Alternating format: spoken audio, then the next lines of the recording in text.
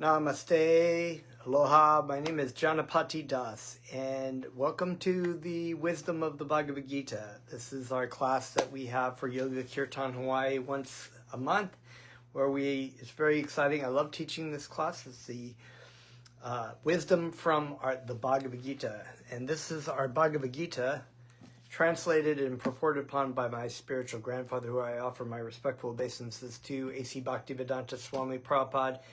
This is a 1972 version of the Bhagavad Gita.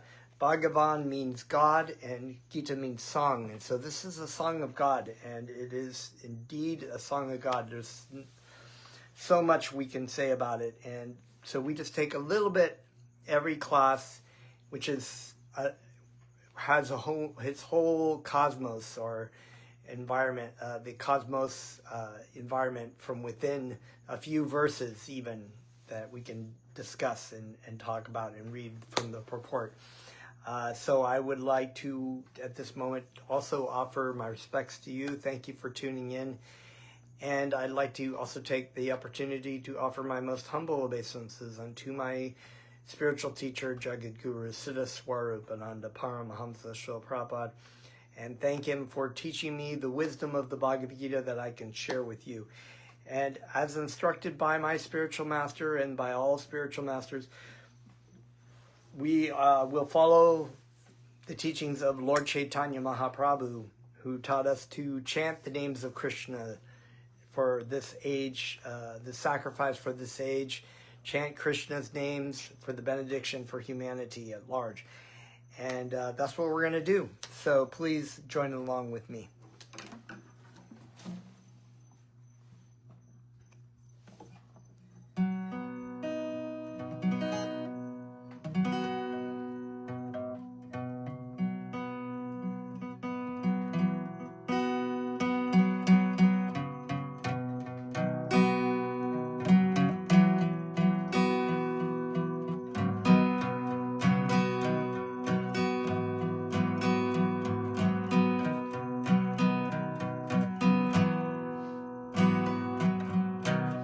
Namo Siddha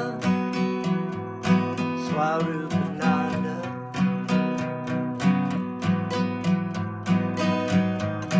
Paramahamsa Namine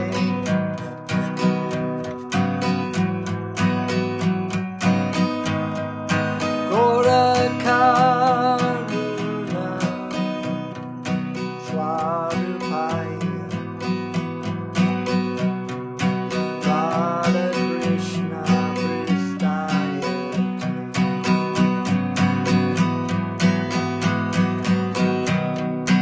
Namo Siddha Swarupananda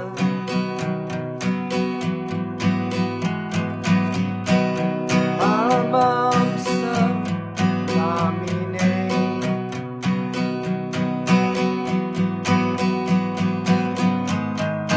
Gorakaruna Swarupaya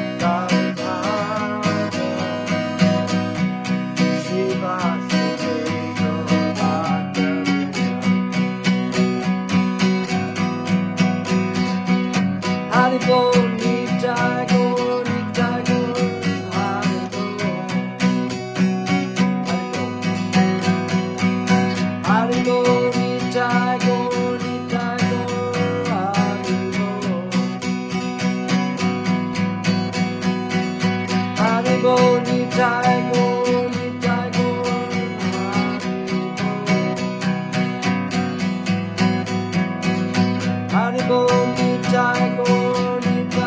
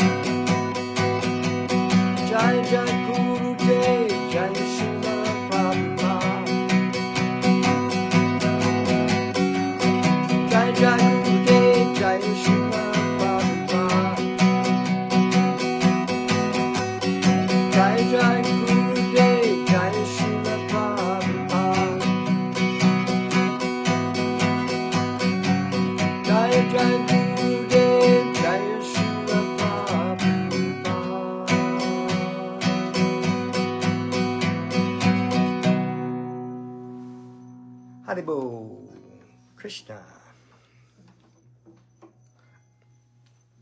Om Namo Bhagavate Vasudevaya. I was born in the darkness of ignorance, and my spiritual master opened my eyes with the torch of knowledge. I offer my humble obeisances unto him.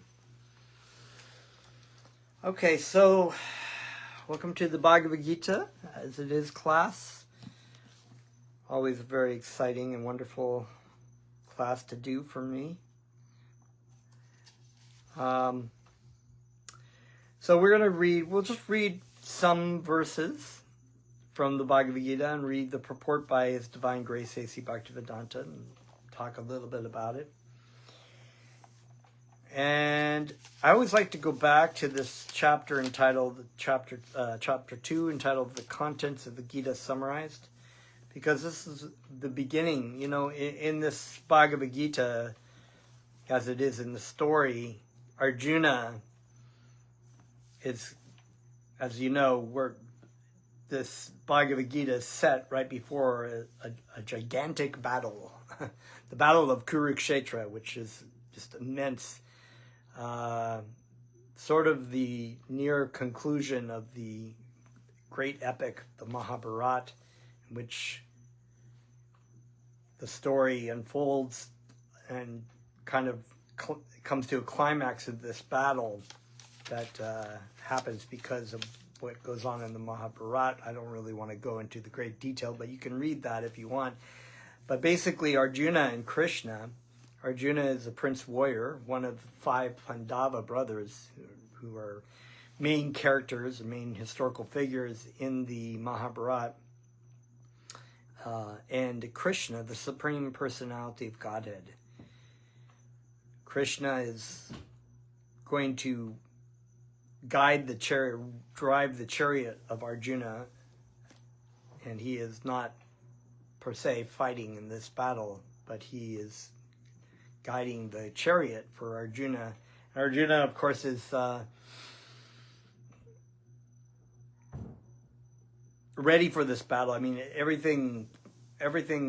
this battle was justified by all means. Every diplomatic means to try to stop this battle had been exhausted, and so now the battle was justified, and Arjuna was, of course, feeling that it was justified and ready to fight along with his 5 brothers against their cousins and the people siding with their cousins. So Krishna was instructed by Arjuna to drive into the middle of this battle. It was before the battle started, because in these days there was etiquette and rules about warfare that you wouldn't just, bomb people and do whatever and shoot whatever. But there was the warriors, the Kshatriya class, the warriors, great warriors, would be following the rules of etiquette and not starting the battle until it was all decided, usually with signaling of conch shells and, a certain time in the morning when they would start. Arjuna, before the battle, asked Krishna to drive the chariot into the middle of this battlefield. So if you look at some pictures, you see this great, people on opposite sides, and there's a middle sort of demarcation zone of where the sides split. And he was, asking Krishna to go so he could scan the situation and see what the opposing side was doing and, whatnot. Sort of rule battle, strategies, right? So when Krishna took Arjuna out to the battle, he saw everybody out there. And he noticed, and he knew, but he just, at this moment, had a realization that there were all these people that he knew, brothers and relatives had taken sides and both sides, so they were going to fight and kill each other. People he knew, he loved, his martial teachers, his, well-wishers, grandfathers, grandsires, and so on. And he became dubious about whether he should fight in this battle. So the point being is that in the first chapter, Arjuna is basically laying out the reasons why he thinks that he shouldn't fight this battle.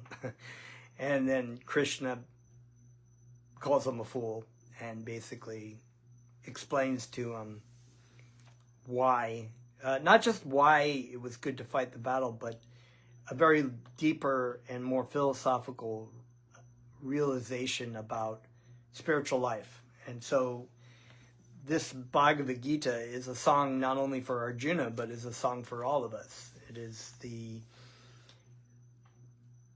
relationship of the spirit soul, the Jivatma, the living entity, and the Supreme Soul, Sri Krishna. So all of us learn and benefit from this Bhagavad Gita. And in this chapter 2, Krishna starts to lay out some very basic principles about the essence of the individual, which is a very radical and drastic philosophy, because most people in this world, whether they're philosophical or religious or whatnot, tend to think of the individual as the body and the mind of the individual. Whereas the Vedic perspective, or what is taught here in the Bhagavad Gita, is that the body and the mind are actual energy, material energy coverings over the living entity, the Jivatma, the soul. So we often hear in the West, the idea of the soul, right? The soul, and, I've got soul, like, so my soul feels like great, whatever that might be, and as this idea of like, we are the person who has a soul. But the Vedic perspective, what's taught in the Bhagavad Gita, is that it's not that we are the person that has a soul, but we are the soul that is wearing a body and a mind. So with the Jivatma, which is the Sanskrit word, and there's another phrase, of course, Aham Brahmasmi, I am spiritual. I am spirit in essence. I am not my mind, I am not my body, the gross physical or subtle body that is covering me. So this is something that Krishna is explaining, touching upon in chapter 2. And I always like to go back to it because the philosophy gets deeper and deeper as we go through the Bhagavad Gita. And the first thing you learn in spiritual life is that Aham Brahmasmi, I am not, who are you? Who are you, right?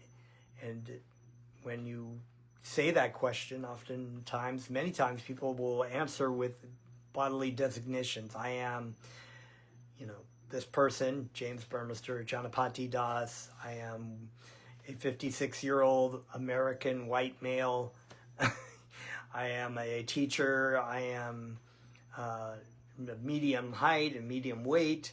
I am whatever, this or that. I have this political belief. I have this or that. I like to play music. All these things that have to do with the designation of the body and the mind. But when we ask, but who are you truly in essence? Many times people just don't know what to answer about that because they haven't really thought about that. Then when you teach, as Krishna taught Arjuna, that never was there a time when you did not exist, nor any of the kings out on the battlefield that you're concerned about in this battle of dying or being killed. They have existed eternally.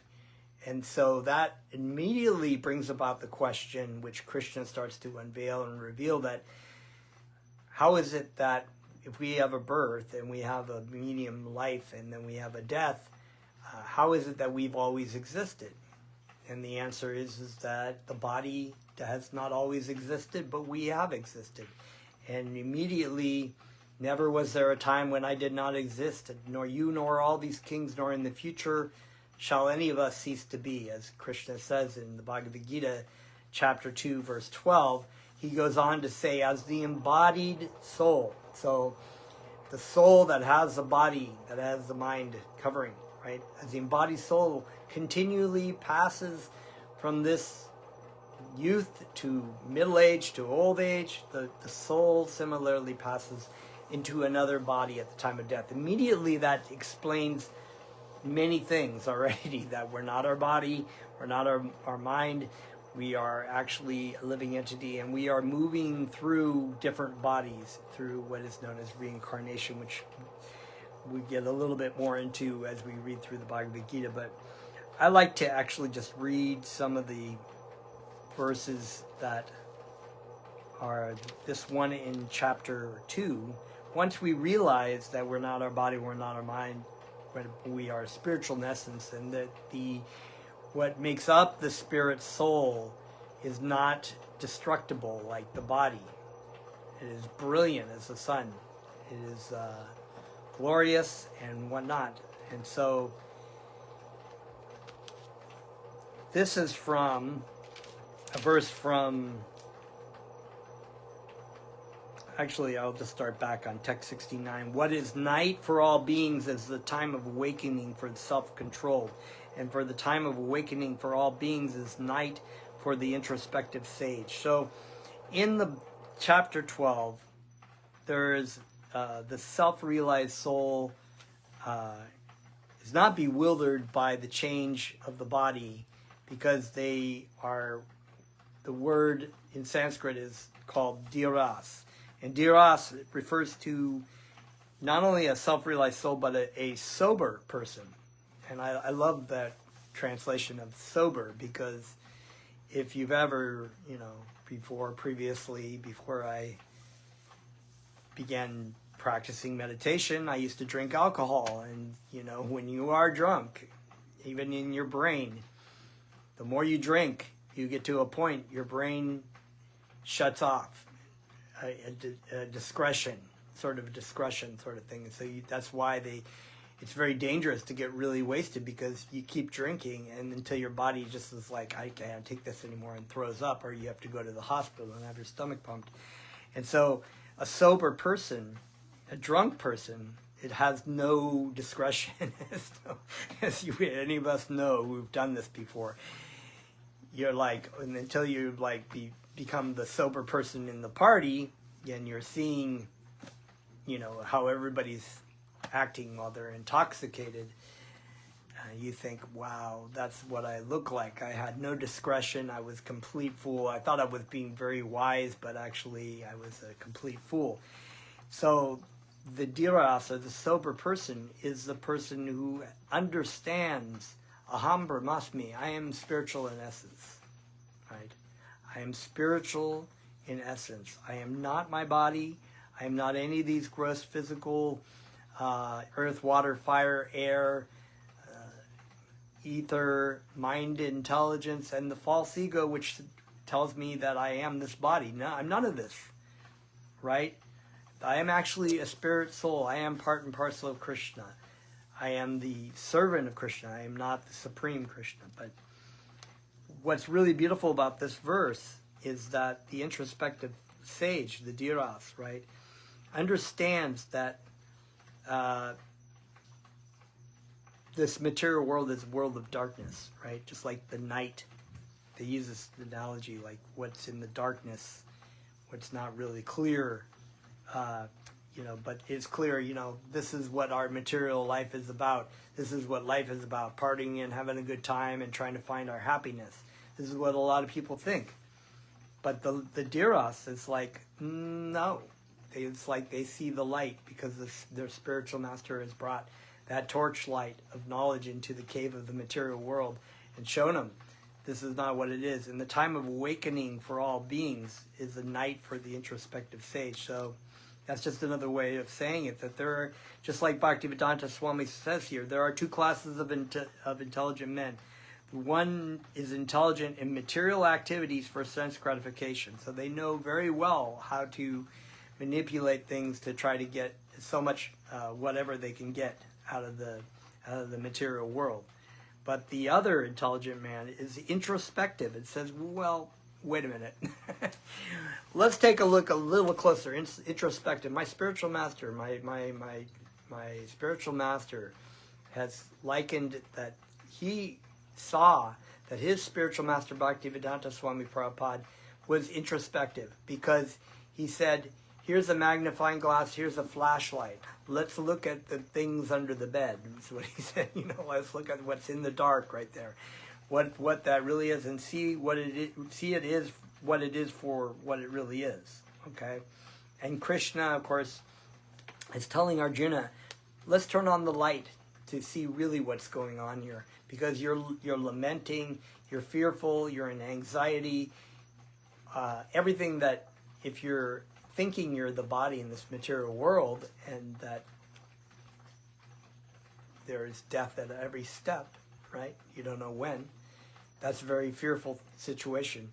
And as as I said, Kubler-Ross says about death, the psychologist, is that every fear is connected to the fear of death, which is true, because it's really about the fear of death, right?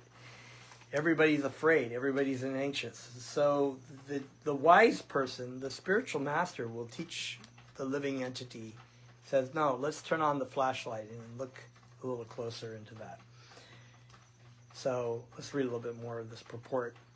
Activities of the introspective sage or thoughtful man are night for persons materially absorbed. So it's not, people are not really, they're not really interested in it because they don't see the value in it. They think, no, this is what we're doing. Even though if you really turn on that flashlight and you look a little closer, you're like, you're about to, you've only got an X amount of time in this body, and then you're going to die, and then what, right? It's kind of like, there's a saying, he with the most toys win, but in the material life, he with the most toys loses their toys. It's like, actually, it's like those of us old enough to remember, like from the 70s and 80s, they used to have these sweepstakes where you would win 5 or 10 minutes, and you could go into the supermarket and you could, be able to clear the shelves, and whatever you can get in your shelves, and you take it to the checkout lane, and they're like, yeah, you got all those cans of Spam, they're yours to take, or all whatever you've taken in the food, those are for you to take.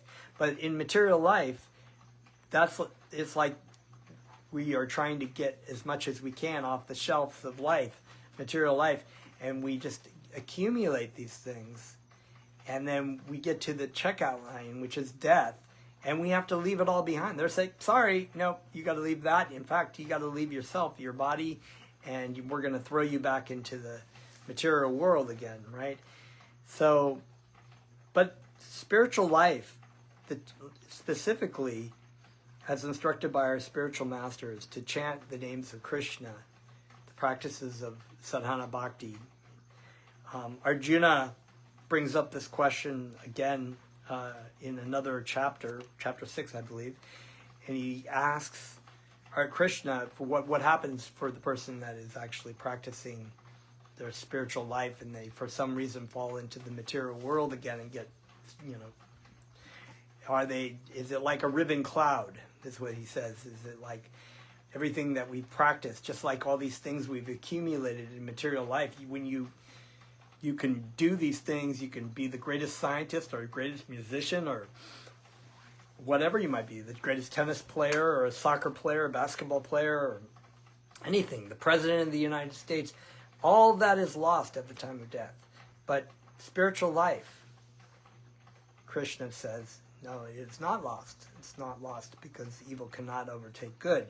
So this is a very wonderful, and this is one of those things that the introspective man, in the form of our spiritual master, comes to us and picks us up out of this darkened world and says, puts our feet on the rock, and says, no, this is the way we go. No, just go that way. And that's really a wonderful thing. Let's read on to this. So the next, chapter 70, is a person who is not disturbed by the incessant flow of desires that enter like rivers into the ocean, which is ever being filled, but is always still, can alone achieve peace, and not the man who strives to satisfy such desires. And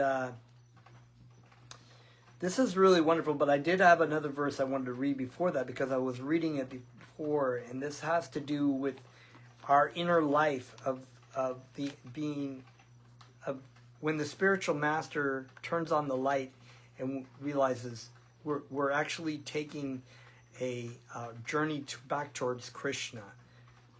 It's an inner journey back towards Krishna. And that is a safe place. Just like our spiritual master says that the world is like a hurricane, right? And the world is, you're in your hurricane, you can't find your way around. It's like you're trying to get to the edges and you're just getting whipped around. But the center, the eye of the storm, is where Krishna is. That is where Krishna is. So very similarly, let me read this other verse, because, you find these things in the Bhagavad Gita. You read one thing and it reminds you of another thing. That's what the beauty of the Bhagavad Gita is. And so this is chapter 6, text 47. And of all yogis, he who abides within me with great faith, worshipping me in transcendental loving service, is most intimately united with me in yoga and is highest of all. So the Bhaktivedanta very wonderfully gave us the Sanskrit words, meanings of this. It's just so amazing. The words, some of the words, like this word Shraddhavan. Shraddha means faith, but it also has to do with a drawing inward. And that's because Krishna draws us. Krishna draws us in, and when we turn to Krishna, we are attracted by Krishna. Whereas, then this is what we were talking about with the darkness of the material life. What most people think of as being a lightning world is actually a world of darkness, the world of materialism, and that, it's kind of like when you see sometimes mirages in the desert, right?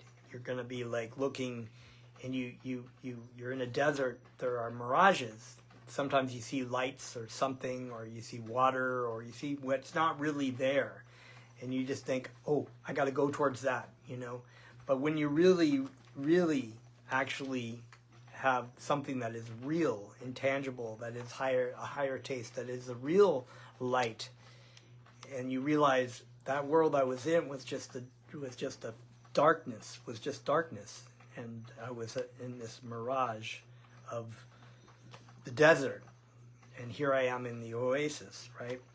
So this one, of all the yogis, he who abides in me with great faith, worshipping me in transcendental loving services, most intimately united with me in yoga, and is the highest of all. Bhaktivedanta Swami makes a very good point about this word also that comes after Shravana, which is faith, or being with Krishna. Bhajate is also the root word for bhajate or bhajan is to render service to, which Bhaktivedanta Swami Prabhupada says here, that bhajate has its root in the word bhaj, which is used when there is need of service. The English word worship cannot be used in the same sense as bhaja. So Bhaktivedanta used the word worship, but he put it in worshipping me in transcendental loving service. So wasn't confused that when you think about worship, it's not really in service. You're actually adoring someone or rendering like a devotion from afar. Like, okay, worship you, great God. The awe and reverence sort of thing. But bhajan has to do with it is, you have the love and respect and honor, but it comes from the loving service which is this relationship with Krishna. It is a relationship with Krishna. So why I bring that up, because I always thought that was such a nice verse and it was connected, is that when we read about this person not being disturbed by the incessant flow of desires, so the mind being a subtle energy that's covering the living entity, the mind is full of all kinds of crazy stuff, as we could probably see. Raise your hand if you believe that, right? the mind is full of, it's like this river of just consistent things. You know, it reminds me, because I've done a lot of traveling over different kinds of countries, third world countries and whatnot, and sometimes you get these rivulets in the urban areas, or like what do they call the bolongs and stuff that are man-made, or they have like rivers that go through the city, and they are just chock full of like human waste, dead bodies of animals, garbage and whatnot, and it's just like, it's just stinky, and you're like, that's your mind, right? You know, your mind will have all kinds of terrible things that go in it, but you know, you don't have to be like, you know, hey, why don't I just jump into that river and grab a hold of a couple dead body dogs and take a bite out of it, right? No, that's like us being like, let's engage with the mind and just see where that takes us, right? No, we don't need to do that. So the river, the mind will fill up. So the analogy in here, of course, is that it fills into the ocean. The ocean is the mind that is being, you know, is filled with the different desires that come through, that pass through. But the living entity, the ocean is stationary. The mind, the person that is dedicated and steady in their service to Krishna can control the mind. Because the mind can, as it said, be your best friend or your worst enemy. And our spiritual Greek grandfather, Bhaktisiddhanta Saraswati, whose disappearance was just recently, so we were celebrating a few days ago, he used to say that you should beat your mind, what is it, 100 times in the morning, and then beat it again in the afternoon, because you have to, you know, because the mind has got all kinds of stupid stuff, and you before you know you've done something, you're like, your mind says, hey, I know a good idea to do this, let's do that, and you're like, what, you know, and then you've caused some great problem because you've not allowed your mind. The mind should be one-pointedly in service to Krishna. That is when that is aligned with the higher taste of Krishna, of listening to Krishna's names, of chanting Krishna's names, then our mind can be our best friend. And when crazy things come in, we just say, no, that's okay. You know, my spiritual master has also said, you wouldn't allow a bunch of homeless, druggy people to come into your house and take over your house. So why do you let, you know, offensive things or crazy things come into your mind and act upon those and let them live there and let them exist? No, just let them pass through. Chant Krishna's names. When something crazy comes through, you chant Krishna's names. So Bhaktivedanta says, although the vast ocean is always filled with water, it is always, especially during the rainy season, being filled with much, much more water. But the ocean remains the same, steady. It is not agitated, nor does it cross beyond the limit of its brink. This is also true of a person fixed in Krishna consciousness. As long as one has the material body, the demands of the body for sense gratification will continue. The devotee, however, is not disturbed by such desires because of his fullness. Let me read that again. The devotee, however, is not disturbed by such desires because of his fullness. Full with Krishna, you know. Krishna is sweet water. Krishna conscious man is not in the need of anything because the Lord fulfills all his material necessities. And the devotee, this introspective sage, doesn't really, it's not attached to that. You know, if Krishna wants to give him something, he will, you know, but he's not, you know, like the Sudama Brahmin in the Krishna book didn't really want anything from Krishna, but went to see Krishna anyways, and Krishna gave him the riches greater than Indra, you know, or Lord Brahma. And so he just said, okay, this is Krishna's mercy, and he took it and he used it in Krishna's service. He didn't go, oh, yay, I'm richer than Jeff Bezos now. No, you know, he was a devotee of Krishna, and he was full in Krishna's, you know, love. So Krishna conscious man is not in need of anything because the Lord fulfills all his material necessities. Therefore, he is like the ocean, always full in himself. Desires may come to him like waters of the river that flow into the ocean, but he is steady in his activities, and he is not even slightly disturbed by desires for sense gratification. That is proof of a Krishna-conscious man, one who has lost all inclinations for material sense gratification, although the desires are present, because he remains satisfied in the transcendental loving service of the Lord. He can remain steady like the ocean, and therefore enjoy full peace. And, as Krishna says to Arjuna in another place, how can there be any happiness without peace? Others, however, fulfill desires even up to the limit of liberation. What to speak of material success can never attain peace. So this world of what the introspective sage sees as darkness and everybody else sees as light, they keep thinking that this is going to somehow, if we just, even if people get the material things that they want in this life, eventually, that it will not satisfy them, and eventually, whether they have a good wife and good children, lots of money, a nice place to live, this is all temporary. It's not existing. It's not continuous. That is proof of a Krishna-conscious man, one who has lost all inclinations for material sense gratification, although the desires are present. Because he remains satisfied in the transcendental loving service of the Lord, he can remain steady like the ocean and therefore enjoy full peace. Okay, I read that. The fruit of workers, the salvationists, and also the yogis who are after mystic powers are all unhappy because of unfulfilled desires. And they just keep coming, they get weirder and weirder.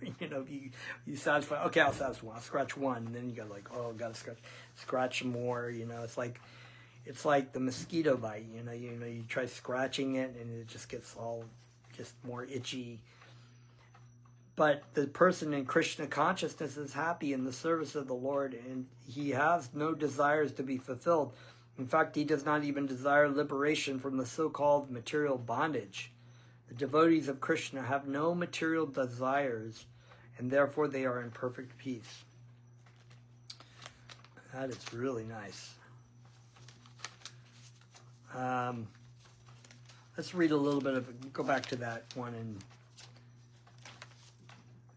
read some of the purport, chapter 6, verse 47.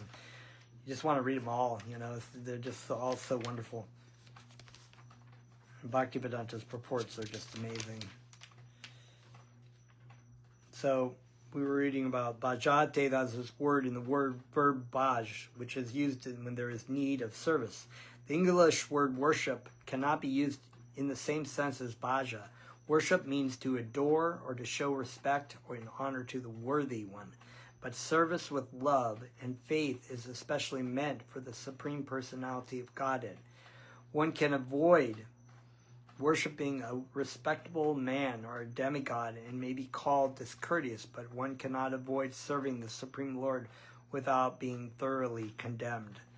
Every living entity is part and parcel of the Supreme Personality of Godhead, and thus every living entity is intended to serve the Supreme Lord by his own condition. Failing to do this, he falls down. So, as Bob Dylan famously sings, you got to serve somebody. It's like true. What do you say? You got to serve you may be serving the devil, you may be serving the Lord, but you got to serve somebody, right? And if you're not serving Krishna, then you're just serving fallible soldiers, as Bhaktivedanta would call them. Let me give you all my love and my devotion, and you will protect me. And they don't. They never do. All the fallible soldiers. Krishna is the only infallible. Anyone who does not render service and neglect his duty unto the primeval Lord, who is the source of all living entities, will certainly fall down from his constitutional position. In this verse also the word bhajanti is used. Therefore bhajanti is applicable to the Supreme Lord only, whereas the word worship can be applied to demigods and other common living entities. And a lot of people worship Taylor Swift. I was like, I don't know, politicians and, rock stars and movie stars, Brad Pitt, whoever it might be. The word avanjananti, used in this verse in Srimad Bhagavatam, is also found in the Bhagavad Gita, avanjananti mam muja. Only the fools and rascals deride the Supreme Personality of Godhead, Lord Krishna. Such fools take it upon themselves to write commentaries on the Bhagavad Gita without an attitude of the service to the Lord. So Bhaktivedanta brought that up about the people, why there's so many commentaries. None of them do justice to the Bhagavad Gita because they all put themselves as the authority in the matter, not Krishna.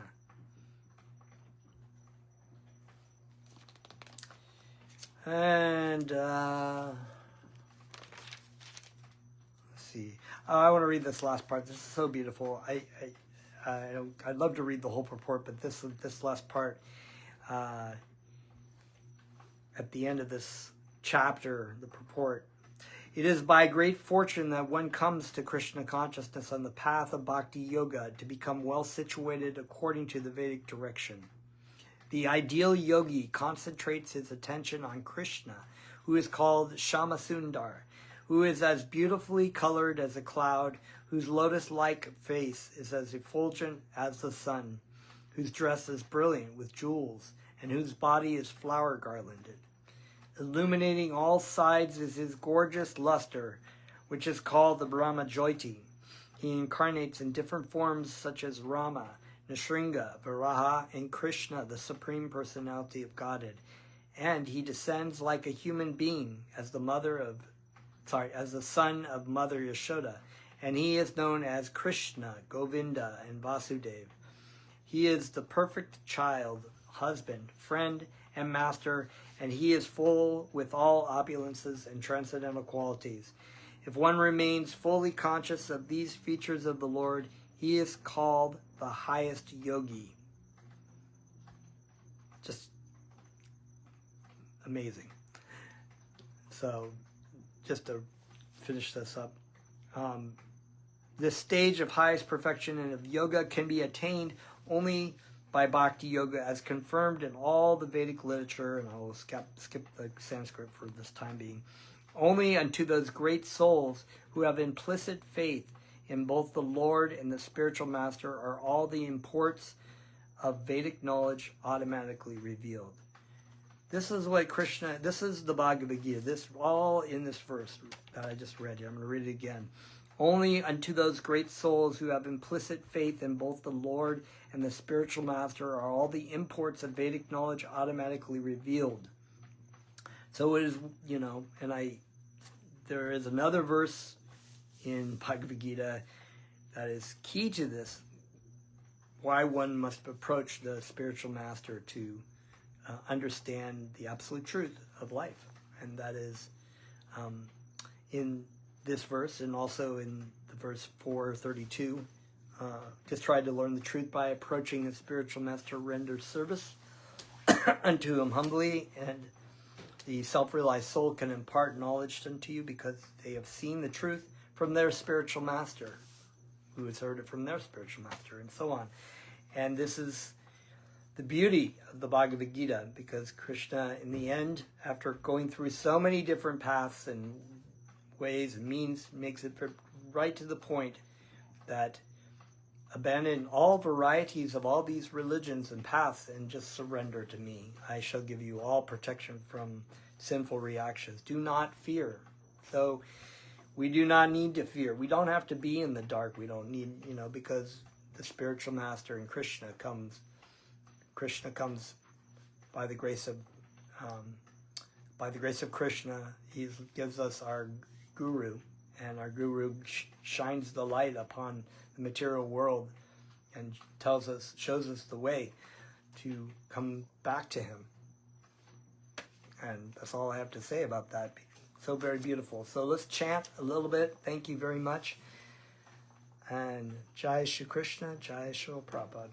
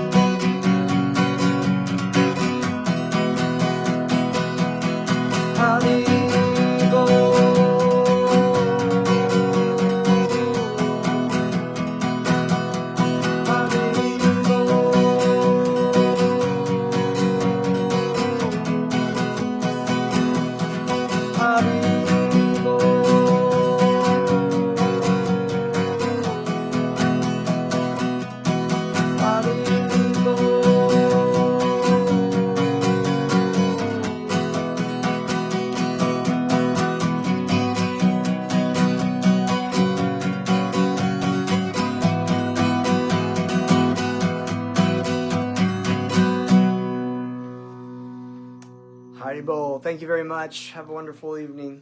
Namaste.